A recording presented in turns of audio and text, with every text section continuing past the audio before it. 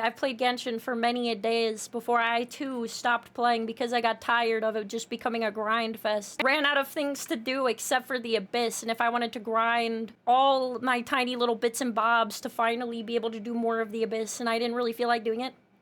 So I wanna watch this.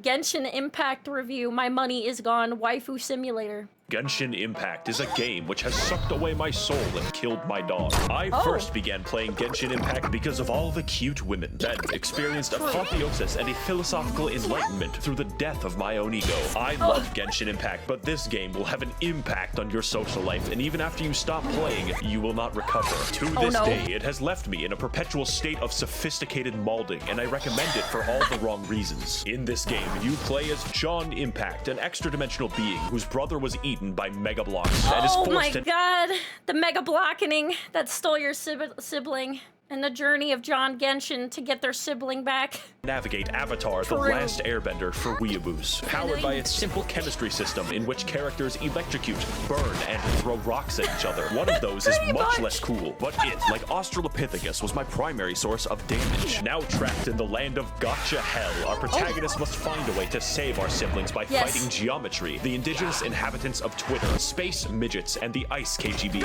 As well, we are here to explore, solve puzzles, play prop hunt, cook, get arrested for looking at Zhongling too much, get sentenced to 10 years, and emerge from prison a devout Buddhist. This video is going to be— It is amazing the weird type of plot twists and turns and segues we get on in between the simple task of just trying to find our brother.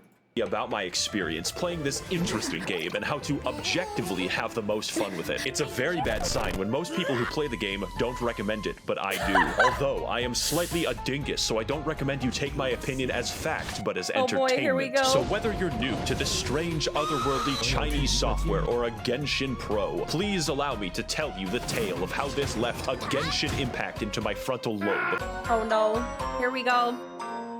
It's a permanent affliction and you cannot get that time back. Have a nice day. Here's a fun tip that most Genshin players don't know. The age of consent is 18 years old.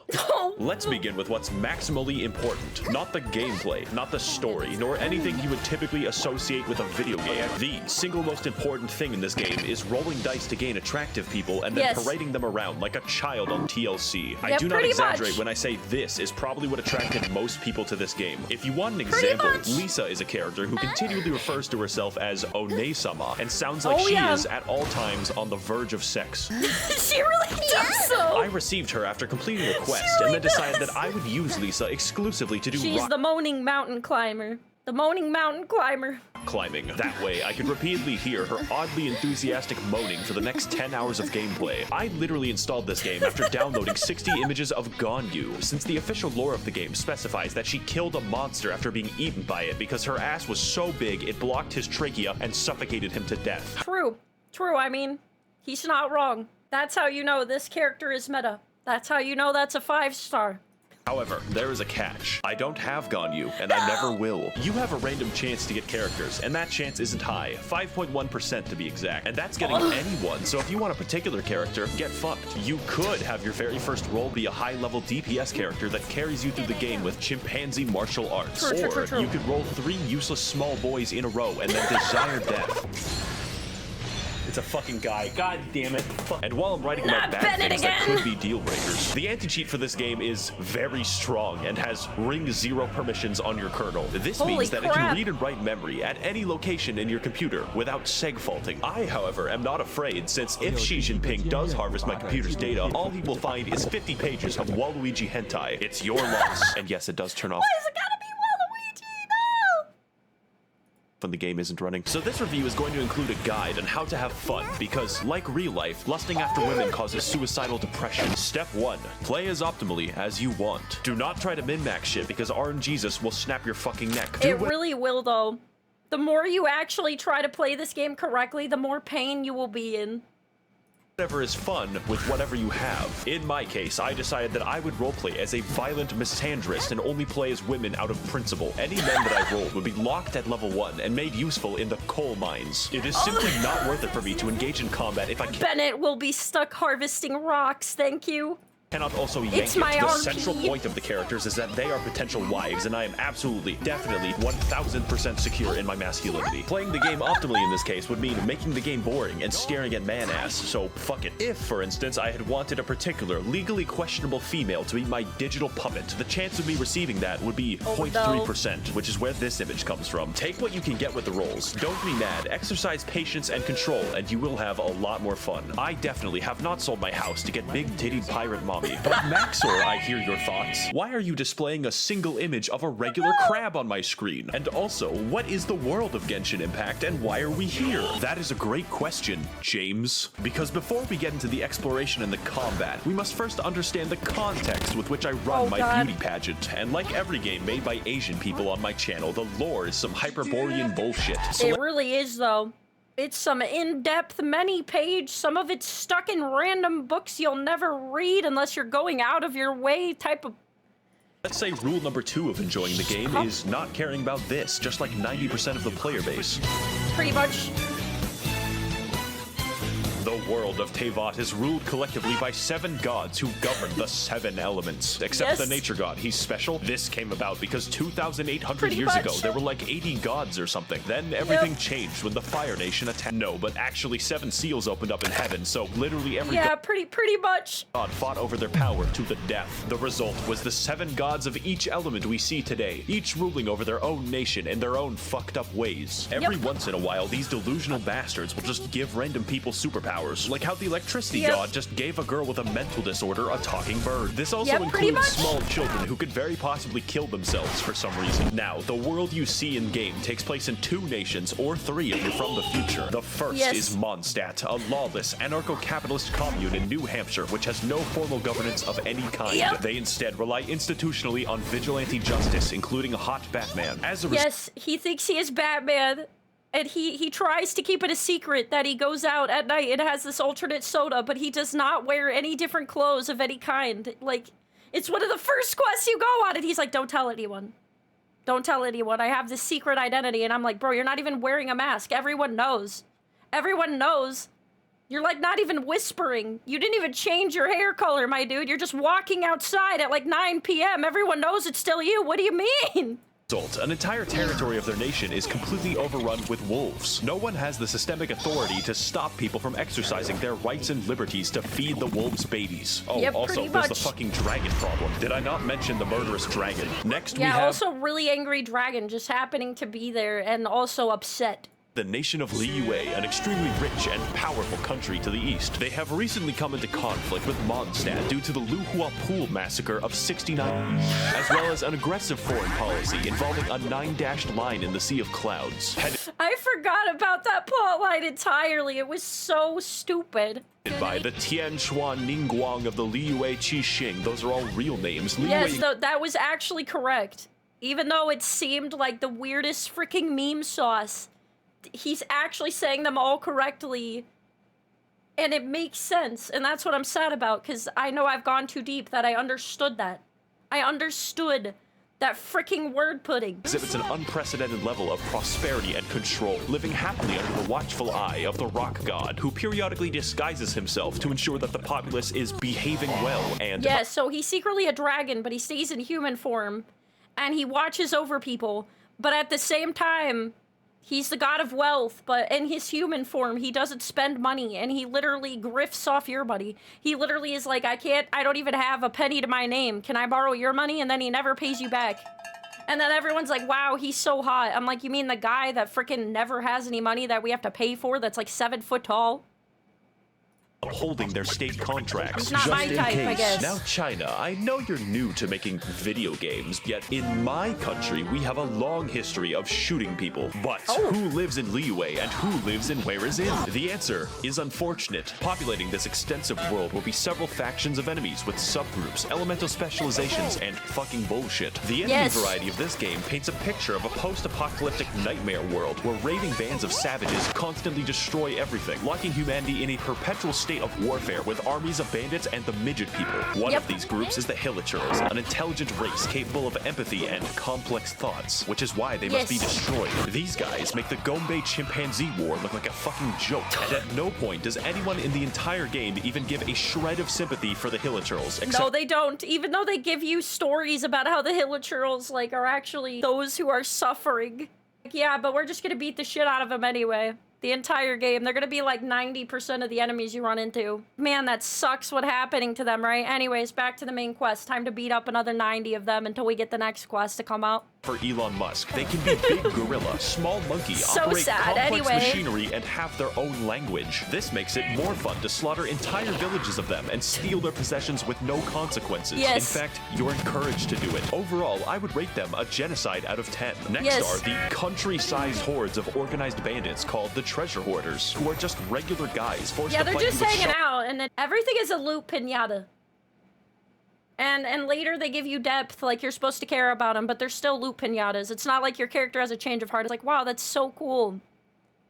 I'm gonna kill them. And Molotov cocktails are you sure we're the good guys? It's fortunate that, because they committed a crime, their lives are now forfeit. Abyss mages are very simple because they are one enemy with two reskins, who are also inhuman beings of the Dark Void who have sworn vengeance upon humanity itself. They also dwell almost entirely in fucking space. The Fatui of Snezhnaya are heavily armed diplomats. I still cannot believe that that is a name of a group of people.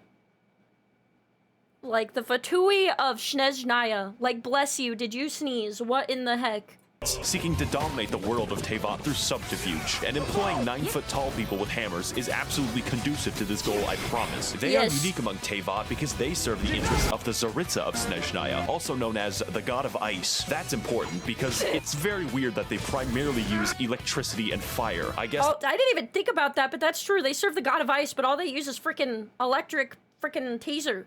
The Ice God is just fucking lazy. The Fatui are always up to no good, like stealing the Wind God's power, or like a bank heist. They're also really hot, so I'm not stopping them. Finally, we have the local wildlife of Teyvat, which is 90% slimes and 10% these fuckers. I spent most of the fight waiting— Yeah, it's literally slimes, rolling rock majigger thingies, and then Hilichurls. That encompasses like 90% of what you're gonna see in the entire game. To do something.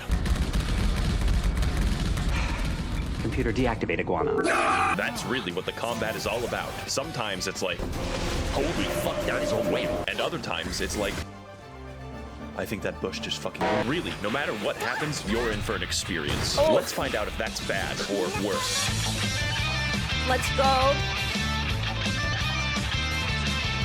Shit and Getting Intact is a game about flow, where to maximize their power, the player dynamically switches between their DPS character and everyone else. Rule number 3 of Genshin Impact. Pick one. Your typical team is comprised of your DPS baby, your heal support, your burst support, and moral support. Think of it like a train. You only need one engine and enough weight to kill Terry Davis. Now, like everything, characters have elemental alignments, which, depending on the enemy, can ruin the game. My wife Barbara could heal me, but in the process, must make everyone wet, which makes us a proverbial bathtub, which enemies will then catapult toasters into for massive damage.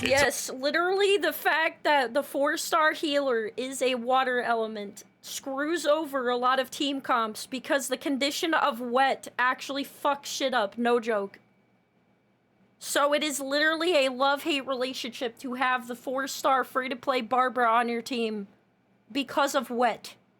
It is a fucking blast. You feel this like is not a chemistry joke. professor This is real. on the road, using the elements to his advantage and then blowing himself up in the process. Unless your DPS uses rocks, in which case, the worst Vaporeon nobody asked for. So, just watch, I guess. Everything is elements, and everyone has an elemental skill and alignment. Unless you're the nature god, who has no characters. Some are bad, and others are very bad. But many are completely game-changing. Like how— It's important to note that this was 2 years ago, so the rest of the characters did not come out yet for that region. Nato's elemental skill adds Bloom a parry was mechanic not to the out, game. I don't think, 2 years ago. There was like maybe one character when he made this video. Just important to note that this was 2 years ago, just for context. or how Ningguang invalidates all ranged enemies. The combat is definitely its strength and is an experiment in how bad you can craft your psychotic dog water alchemy and hopefully create a moving ball of destruction strong enough to kill God. To extend this concept, every character uses one of 5 unique weapon classes, such as Mongolian, Controller Erosion, the Waiting Game, Egg Catapults, and the Speed Demon. So be careful with who you choose and what weapons that— oh wait, no, it's random, get fucked. Now, this would all be excellent gameplay if it didn't sometimes amount to throwing 2 sponges at each other. Enemies scale to your level, and generally health is not hard to come by. So depending on your investment, some enemies could take minutes to kill. This all amounts to making a classic video game build, the tank, entirely useless. Yep. You don't need a tank because you will be switching to your DPS anyways, who is a tank against your will. Health is literally always a shackle and a curse. That is, of course, unless you're playing Barbara, whose healing scales only off of health, making her— yes, that is so annoying. Also, random characters with random BS like this. tankier than Tietlis. Let's go over an example party to give you some idea of the insanity that we're working with. It is optimal in most of my combat scenarios to cause forest fires by throwing a spicy bear. Why? Yes. Well, it's obvious. My DPS Beto can parry anything, which includes the heat of fire. Or how about Ningguang, who spawns a wall inside of enemies like it's Gary's mod. We just do it to piss them off. Did I also mention you can invite your insane Discord stalker to play co-op with you? The combat— yes, this is what I do. I had my mods help me when I couldn't beat a boss. I get the pay-to-win shills to help me through content that I can't get through because I'm free to play and I simply do not have the funds to beat it faster. And rather than give in to the pay-to-win urges, I simply find a whale and I invite him in to my to my world and I ask them very nicely and I say please and thank you so that they can kill it in 5 seconds. that is fully functional. Hello, Max. I made a mistake, and this isn't even going into the complicated system by which you customize artifacts, upgrade your weapon, and level your character's talents, because that's boring. It can be made especially boring when you have to pick 30 mushrooms to do it, but, you know, here we are. That leads me to my next point. You're gonna have to explore for those mushrooms, and that sounds bad, but it's actually the best part. Get ready for some cross-country gaming, because we literally you're about to explore every little nook and cranny of this stupid map if you want to upgrade even one character, and it's gonna be more. It's gonna be more than that. A lot of ground to cover. So rule number 4 of Genshin Impact is that if you see something, just go. You've probably noticed at some point that this game looks identical to Breath of the Wild, right down to the UI. No, This is I am shook. You mean Genshin Impact copied off of... You mean Breath of the Wild copied off of Genshin? That's what I meant to say. That's 100% accurate. I can't believe they did that. objectively correct assessment. It's just that the game doesn't give a shit, and neither should we. Breath of the Wild was so good that I wanted Breath of the Wild with more anime pussy, because god damn it, why did Nintendo make Zelda look like that? The amount of bandits and foreign soldiers in this game suddenly Bro, they were cooking, but somebody was in there to put more in the pot, you know what I'm saying? Sense when you realize it has the geography of fucking Afghanistan. It's quite the vertical place, but you're given the— It really is like the weirdest. There is some weird maps. There is so much climbing to navigate it, like your feet or your sweat, and there is quite a bit to see. So for an example, when I first installed the game, I didn't know that Liyue was in it. That's over half of the map. I was doing a quest that required a wild radish, so I naturally went hiking to find it and accidentally discovered the entirety of Ming Dynasty China, at which point I was wrongfully assaulted after being mistaken for opium. This is one of those games where you start finding chests in the wild and within 30 minutes are flying to a strange island with a man named Jeffrey. It's actually not that different to Skyrim, but this game makes Skyrim look like it's in Kansas. There is always something to do and always something to find. You would think that it would get stale, but they just keep finding ways to turn on my neurons. There is a puzzle— I just wanted the chest! —which spans an entire region of the game where you have to climb 3 mountains. You can spend an afternoon doing that and it's viable. There is no direction that you can go that will not help you in some tangible way, and that's what's important. There is keys jingling everywhere. You can go for one set of jingling keys and find 2 or 3 other flavors of jingling keys on your way to that one. So if you have ADHD, you will lose track of time because you went to go get the treasure chest, but then there was a puzzle which gave you a second treasure chest. And something right underneath that in a passageway nearby. About exploration. It's not just pretty, it's optimal. You see this shit right here. this activates my fucking almonds. Exploring this game trains your neurons to fire at the most basic of incentives like a lab chimp. But seriously, if you aren't yet considering the game, just have fun exploring it, stop and smell the flowers, and accidentally find China over a vegetable. I found it eventually. It took 3 hours. Now, if And by the way, this is what I enjoyed about Genshin when I first played it. I did not play it when the game came out. I played it late. I had so much content. I enjoyed my time spent. I don't regret any of the time I spent, but this is like the main part that I enjoyed about it, is that there's so many pretty characters and there's so many places to explore. you had ended here, this would be a definite recommend because the game then is activates free. my simple it chimp costs brain. $0. It cannot yank your bank. Not that I would know, but I must warn you that there are some serious drawbacks besides the fucking Chinese surveillance state that you have to install. So it's time to give you the final tools and rules that you need to enjoy this game. Oh boy. The Numeris Quinque of Genshin Impact is just, please God, use the resin every day. I hate the resin. The game is so fun until you get higher level and you notice that you are getting weaker because the game wants you to grind more for these things. So to explain that, you have to understand that this game works by mostly giving you what you want when you seek it out. Unless it's crit damage. So you don't end up mindlessly slogging for 10 hours a day for a single goddamn Warframe chassis. But there is a catch. When it comes to grinding, there is a clever way to make sure that you can't trivialize the entire game, which is that the game just stops you. You expend resin when you kill a boss, want money, want XP, want artifacts, want to live, want to see my daughter again, pretty much anything. And if you have no resin, well, better wait. God will collect his existence tax and you will fucking pay, even if you— But that's the problem, is that it's, for me at least, it de-incentivizes me to play the game. I do not wish to grind for pennies every day hoping that I get the right artifact. And there's more than one artifact you have to do it for. I don't want to do the RNG rolling to get better stats. It rips me out of the game. live in Mondstadt, the IRS is an eternal fixture of the universe. And although it's nice to have fair guarantees for artifacts, it has the unique side effect of stopping the game from being played. You get 160 a day, and for reference, you spend 40 for boss loot, so good luck. And if you thought that was bad, get ready for Rule 6, which is, you gotta do the daily quests. We Genshin players are always hard at work on the daily dopamine farms, putting in that grind so that we can have a 4-star object every 20 days. It really makes a man wonder why we bothered with making murder illegal in the first place. Thank you, Kane. This game can give you a lot if you decide to commit yourself to it, but if you don't, you will be scraping for crack crystals in a— Yes, that's what I'm saying. You'll be scraping in the garbage hoping you get just one little crystal. back alley, maybe make a YouTube video. That alone is probably enough to discourage most people. I thought I was going to be one of those people until I realized that I liked the game. Stockholm Syndrome is actually cool. And for our final rule, you don't want to play with English voices. Oh, I do. This makes it only better for me, because some of the lines are so stupid and I love it even more. Literally any other language except English. Now, the voice work isn't horrendous, but it doesn't sound like the dialogue was actually written for English, and the That's what makes it better to me. And then there's like these weebs that are like, you should be listening to it in the mother language. You should be listening to it in Chinese or Japanese or really anything other than English. And I'm just like, no. I wish to have the cursed experience in my own mother language where it is the worst.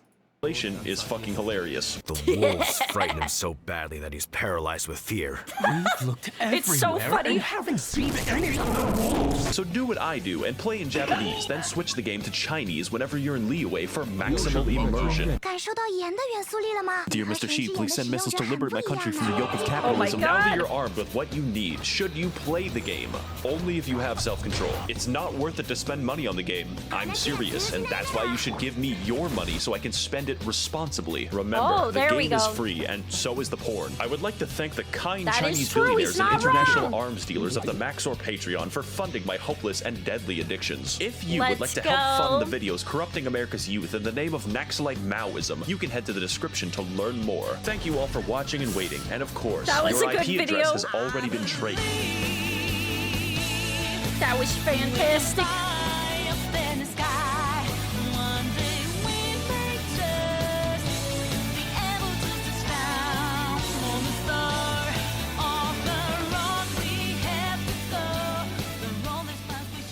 Yeah, Genshin Duo has good waifus, if nothing else. Although this is not the waifu.